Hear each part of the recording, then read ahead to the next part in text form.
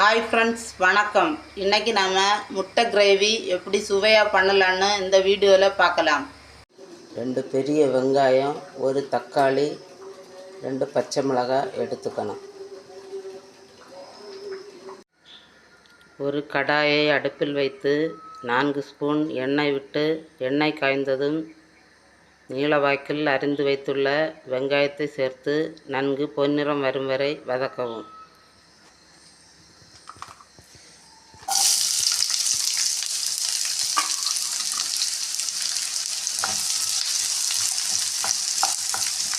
வெங்காயம் இவ்வாறு பொன்னிறமாக வதங்கியவுடன் தக்காளியை சேர்க்கவும்.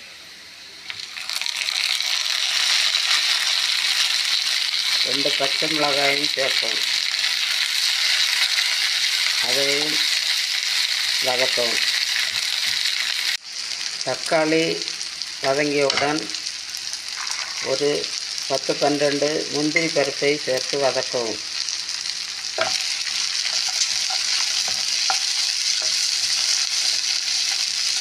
முந்திரி பருப்பு இல்லாவிட்டால் பொட்டுக்கடலையும் சேர்த்து வதக்கலாம். சிறிது நேரம் வதக்கியவுடன் ஆஃப் பண்ணவும். 5 முட்டைகளை எடுத்து வேக வைத்து தோடை உரித்து முட்டைகளை தனியாக எடுத்து கொள்ள வேண்டும். ஒவ்வொரு முட்டைகளையும் ஒரு கத்தி எடுத்து குறுக்கு வாக்கில் இப்படி லேசாக கீறல் போட வேண்டும்.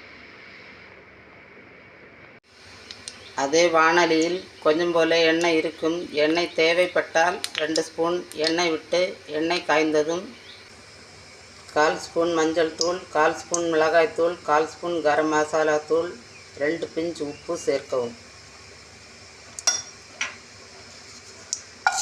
இதை ஒரு கிண்டு கிண்டவும்.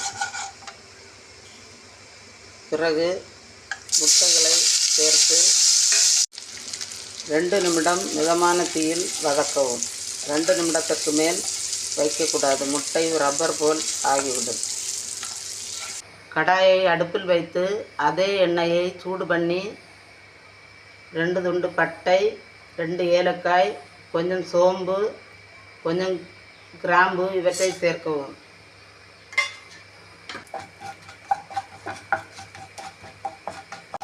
பின்பு பொடியாக நறுக்கிய பெரிய வெங்காயத்தை சேர்த்து ஒரு கொத்து கருவேப்பிலை, ரம்ப இலை இருந்தால் சிறிதளவு சேர்த்து வதக்கவும்.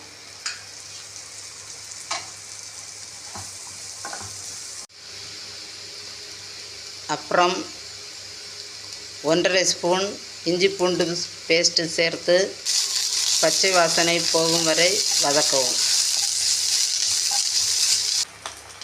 அடுத்து அரைத்து வைத்துள்ள பேஸ்ட்டை சேர்க்கவும்.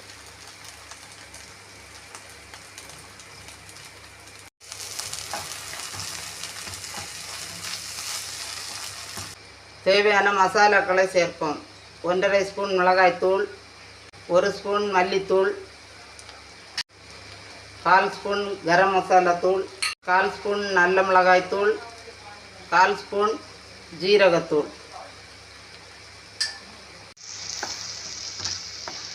இவைகளை சேர்த்து வதக்கவும். தேவையான அளவு உப்பு சேர்க்கவும்.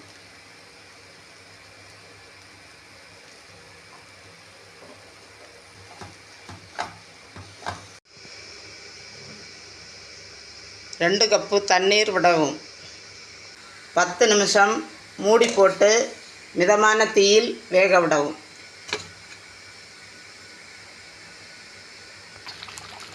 பத்து நிமிடங்கள் கழித்து முட்டைகளை சேர்க்கவும்.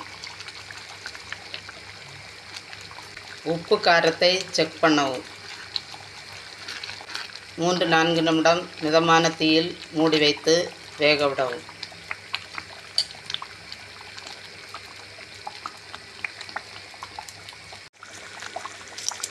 கடைசியாக கொத்தமல்லி தழைகளை தூவி இறக்கவும். இப்போது சுவையான முட்டை கிரேவி தயார். இது சப்பாத்தி, ஆப்பம், தோசை, இட்லி எல்லாத்துக்கும் பொருந்தும். நம்ம சேனலை லைக், ஷேர் அண்ட் சப்ஸ்கிரைப் பண்ணுங்கள். நீங்களும் செஞ்சு பார்த்துட்டு உங்கள் ஃபீட்பேக்கை சொல்லுங்கள்.